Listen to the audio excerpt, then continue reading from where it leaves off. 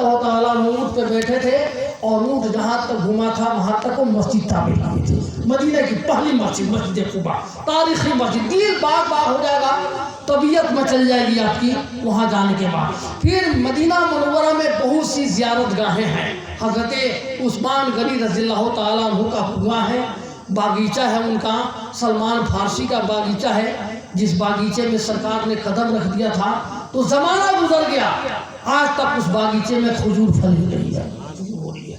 اس عہد کے بہت سے باغیچے ختم ہو گئے، لیکن حضرت سلمان فارسی کے باغیچے کے لیے اللہ کے پیارے حبیب نے جا کے دعا کر دی تھی، تو باغیچہ آج بھی محفوظ ہے اور اس میں کھجوریں خوب پکتی ہیں۔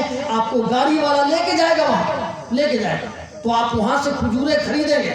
اور سنیے، کسی وقت بھی آپ جائیں گے کہاں؟ احد کے میدان میں۔ احد کے میدان میں اگر وقت مل جائے کبھی تو ایک وقت رات کے وقت میں جائیے گا، احد کے میدان میں جائیے تو کچھ نہ کچھ کھائیے، ایک گھاس ہی صحیح وہاں کھائیے۔ احد وہ ہے جہاں اسلام کی ایک عظیم تاریخ اس میدان سے جڑی ہوئی ہے، جس میں سرور عالم صلی اللہ علیہ وسلم کے داندان شہید ہوئے تھے اور حضور کے چچا حضرت امیر حمزہ رضی اللہ تعالیٰ عنہ شہید ہوئے تھے۔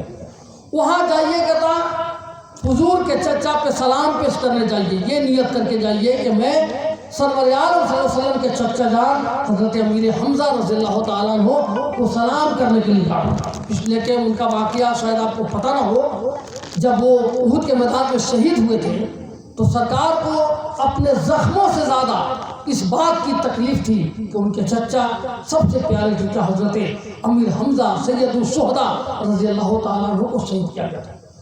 شہادت میں تکلیف نہیں تھی، ان کی لاش کے ساتھ جو بے حرمتی کی گئی تھی، ہندا حضرت امیر حمزہ رضی اللہ تعالیٰ عنہ کا کلیجہ نکال کر کے اس احد کے میدان میں چلا رہی تھی۔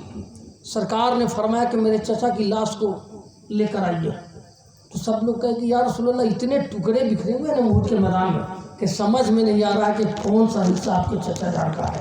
تو سرکار نے کہا ہر ٹکڑے کو اٹھاؤ، جس ٹکڑے سے آواز ہے لا الہ الا اللہ وہ ٹکڑا میرے چچا کا ہوگا۔ ان ٹکڑوں کو اٹھا کر جب جمع کیا گیا تھا تو سید الشہداء حضرت امیر حمزہ رضی اللہ تعالیٰ عنہ کا جسم مکمل تیار ہوا۔ اس کے بعد میرے آقا نے کہا کہ اٹھاؤ انہیں لے چلتے حرم میں، تو احد پہاڑ ہلنے لگا۔ احد پہاڑ یہ وہ پہاڑ ہے جو جنت کے دروازے پہ رکھا جائے گا۔ اس کی وجہ یہ ہے کہ اس پہاڑ کو مصطفیٰ جان رحمت سے بھی بڑا محبت ہے اور ان سے بھی اور ان کے چچا جان سے بھی محبت۔ پہاڑ جب ہلنے لگا تو سرکار نے کہا چچا آپ یہی رہیں، پورا حرم آپ کے پاس آیا کرے گا، اگر آپ کو لے کے جاتا ہوں تو یہ پہاڑ اٹھ رہا ہے، یہ زمین چھوڑنے کے لیے تیار ہے، اس لیے آپ رہیں۔ تو رات میں جب کبھی آپ احد میں جائیے گا نا تو لگے گا کہ مدینہ شریف سے سرکار کے روضے سے احد کے میدان تک ایک نوری کرن ہے جو پھیلی ہوئی ہے۔ الحمدللہ بار بار میں نے مشاہدہ کی، اس لیے کہ ہم اور حبیب اللہ فیضی 12 بجے رات کے بعد ہر روز احد میدان میں چلے جاتے۔ جب وہاں جاتے تو ہم دونوں بھائی نعت شریف پڑھتے، جب ہم لوگ نعت پڑھتے تو بہت سے لوگ جمع ہو جاتے، کوئی مٹھائی کوئی سیب لے کے آ جاتا اور ہلکی ہلکی بارش ہونے لگتی۔ فجر تک ہم دونوں ہم اور حبیب اللہ وہاں نعت شریف پڑھا کرتے تھے۔ مدینہ شریف میں حضرت عبداللہ خزرجی ہیں، وہاں حضرت وہ ایک صحابی رسول کے خاندان تھے، ان کا نام میں ذہن سے مس کر رہا ہوں۔ وہاں آپ کو اگر موقع ملے تو جائیے گا، قبیلہ خزرج سے ان کا رشتہ ہے۔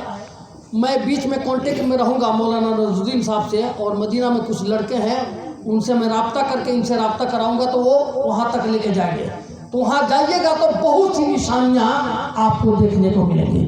جب ٹور پہ جائیے تو اس سے بولیے جو آپ کو گاڑی والا لے جائے گا کہ ہمیں حضرت زین العابدین کا گھر دیکھنا ہے، تو حضرت زین العابدین امام حسین رضی اللہ تعالیٰ عنہ کے شہزادے کا مکان آج بھی موجود ہے، آپ ضرور دیکھیے گا۔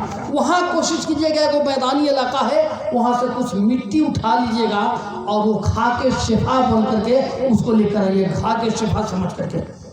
اور کوشش کیجیے گا کہ مدینہ شریف میں کسی سے پوچھیے گا مٹی کا پیالہ ملتا ہے، اس کو لے لیجیے گا، ہے نا، مل جائے تو۔ بہت محنت سے ہم کو وہ پیالہ ملا تھا، وہ کھا کے شفا سے تیار کیا ہوا پیالہ ہے۔ وہاں رہیے تو اسی میں پانی پیجیے، اللہ تمام بیماریوں کو دور کر دے گا۔ اور لے کر آئیے گا تو جس بیمار کو اس میں پانی ڈال کے پیئیں گے اللہ تعالیٰ اس کو بھی شفا